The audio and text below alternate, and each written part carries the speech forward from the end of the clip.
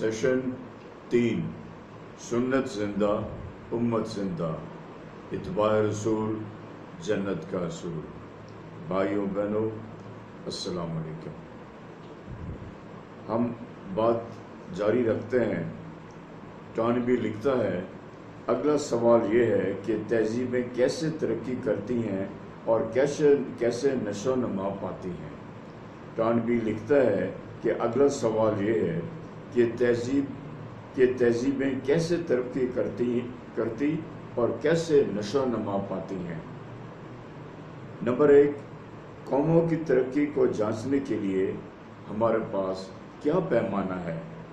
जब कोई कौम जो रियाफियाई लिहाज से फैल रही हो, हमसाया इलाकों पर काबिज हो रही हो, तो क्या इसका ये मतलब है कि ये तहजीब बढ़ रही है। 2, जब कोई तहजीब मादी टेक्नोलॉजी यानी टेक्नोलॉजी में तरक्की कर रही हो, तो क्या हम ये कहेंगे कि ये तहजीब सिविलाइजेशन बढ़ रही है।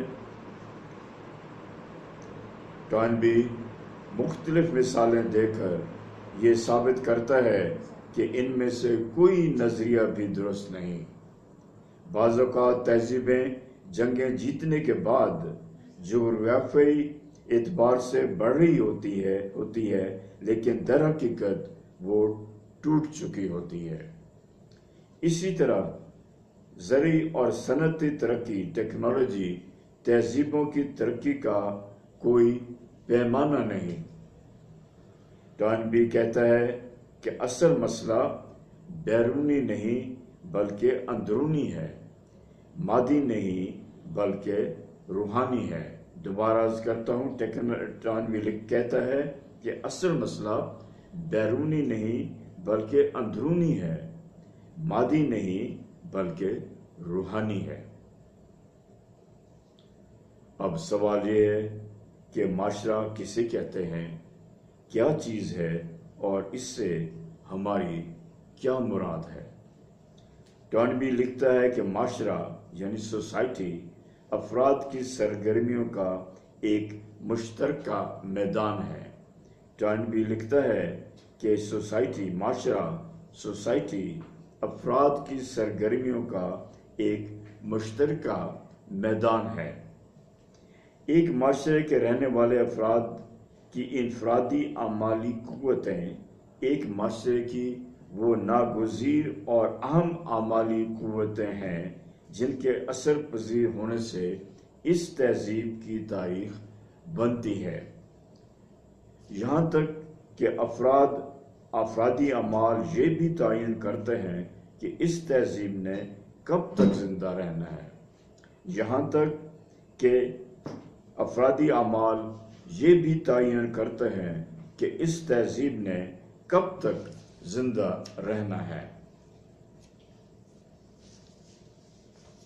तहजीबों का तसादम और उसका खात्मा। तहजीबों का तसादम और उसका खात्मा। टानवी खुद से सवाल करता है कि मौत का वो कौन सा दरवाज़ा था जिससे फलती फूलती 16 तहजीबें दम तोड़ गए।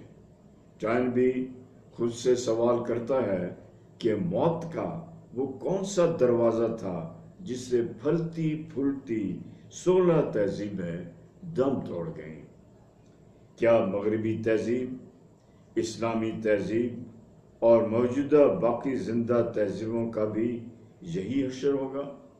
क्या मगरबी तहजीब और इस्लामी तहजीब और मौजूदा बाकी जिंदा तहजीबों का भी यही हशर होगा।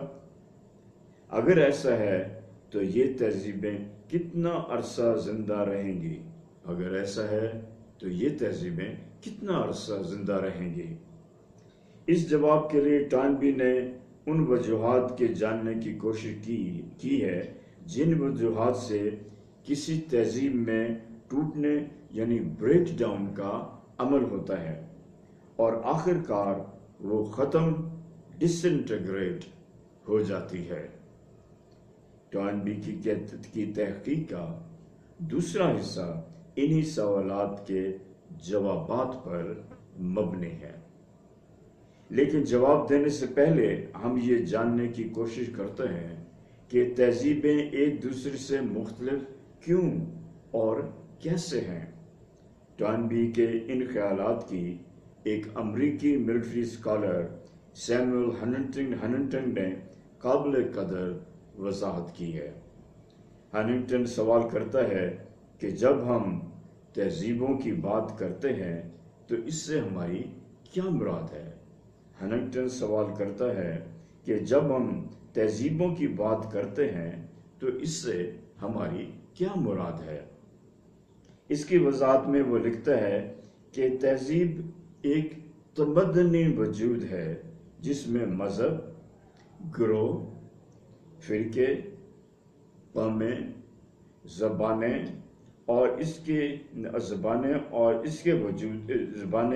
کے وجود کا حصہ ہوتی ہیں۔ دوبارہ عرض کرتا ہوں، وہ لکھتا ہے کہ تہذیب ایک تمدنی وجود ہے جس میں مذہب، گروہ، فرقے، قومیں، زبانیں اس کے وجود کا حصہ ہوتی ہیں۔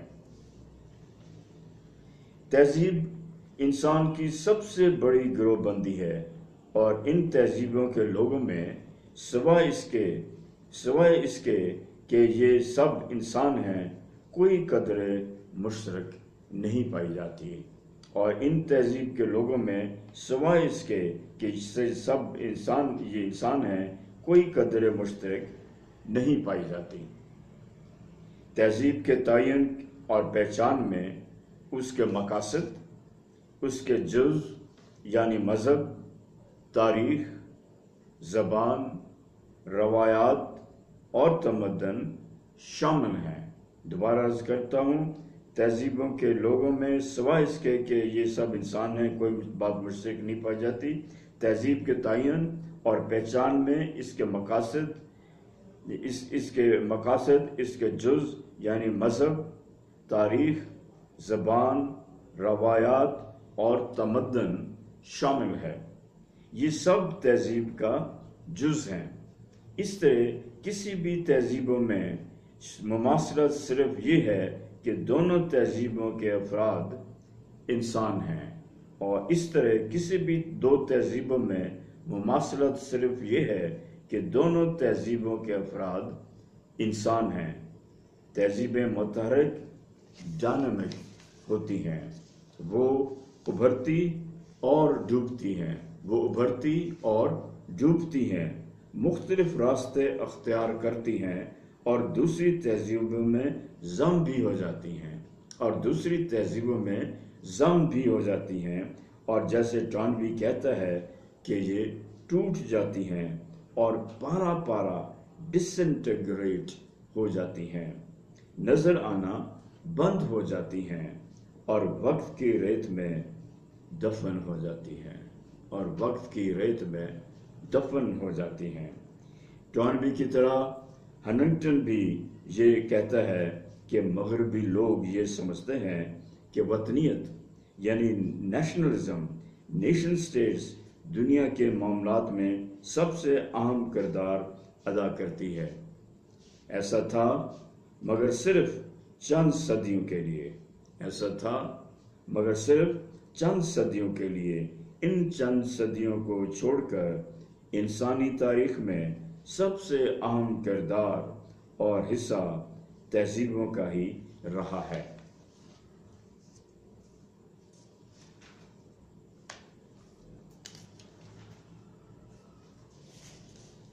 تہذیبوں کا ٹکراؤ، دوسرے الفاظ میں تہذیبوں کی جنگ در حقیقت تہذیبوں کے میمسز کی جنگ ہوتی ہے۔ جس تہذیب کے میمسز پھیلتے چلے جائیں وہ تہذیب ترقی کرتی جاتی ہے، اور جو تہذیب اپنے میمسز کو چھوڑ دے وہ ٹوٹ کر ختم ہو جاتی ہے۔ ٹارنبی آخر میں لکھتا ہے کہ ان موجودہ زندہ تہذیبوں میں تمام تہذیبیں ٹوٹ چکی ہیں سوائے مغربی تہذیب اور اسلامی تہذیب کے۔ ٹارنبی لکھتا ہے کہ ان زندہ تہذیبوں میں تمام تہذیبیں ٹوٹ چکی ہیں سوائے مغربی تہذیب اور اسلامی تہذیب کے۔ اسلامی تہذیب کے علاوہ تمام تہذیبیں مغربی تہذیب میں ضم ہوتی جا رہی ہیں۔ اس وقت مغربی تہذیب کی جنگ اسلامی تہذیب کے ساتھ ہے۔ اس وقت مغربی تہذیب کی جنگ اسلامی تہذیب کے ساتھ ہے۔ مغربی تہذیب کی اس جلغال کا پلڑا بھاری نظر آتا ہے۔ وہ کہتے اس کے مطابق مغربی تہذیب کی اس جلغال کا پلڑا بھاری نظر آ رہا ہے، لیکن یہ تعین کرنا کہ کون سی تہذیب یہ جنگ جیتے گی قبل از وقت ہوگا۔ کتاب کے آخر میں ٹارنبی مغربی تہذیب کے مستقبل کے بارے میں بڑی طویل بحث کرتا ہے۔ وہ کہتا ہے کہ تہذیبوں کے عروج اور زوال کا معاملہ مادی نہیں بلکہ روحانی ہے۔ عروج اور زوال کا معاملہ مادی نہیں بلکہ روحانی ہے۔ وہ افسوس کا اظہار کرتا ہے کہ اس کی تہذیب اپنے آباء و اجداد کے اللہ تعالیٰ کی وحدانیت کے صحیح تصور سے بھٹک چکی ہے۔ وہ افسوس کا اظہار کرتا ہے کہ اس کی تہذیب اپنے آباء و اجداد کے اللہ تعالیٰ کی وحدانیت کے صحیح تصور سے بھٹک چکی ہے۔ اب اس کی تہذیب 17ویں صدی سے قومیت نیشنلزم کے بت کی پرستش کر رہی ہے۔ اس کے بعد اس کی تہذیب میں یہ رغبت ٹیمپٹیشن پیدا ہو سکتی ہے کہ وہ مکمل انسانیت کو متبادل بت بنا دے اور قومیت نیشنلزم کے بت کو چھوڑ کر انسانیت کے بت کو پوجنا شروع کر دے۔ وہ لکھتا ہے کہ ہم بھول گئے ہیں کہ ہیلینک تہذیب نے بھی مکمل انسانیت کے بت یا خدا کو نے بھی مکمل انسانیت کو بت یا خدا بنایا تھا، لیکن وہ ٹوٹ کر ختم ہو گئی۔ اب 2000 سال بعد مغربی تہذیب کا بھی ہیلینک تہذیب جیسا انجام ہو سکتا ہے۔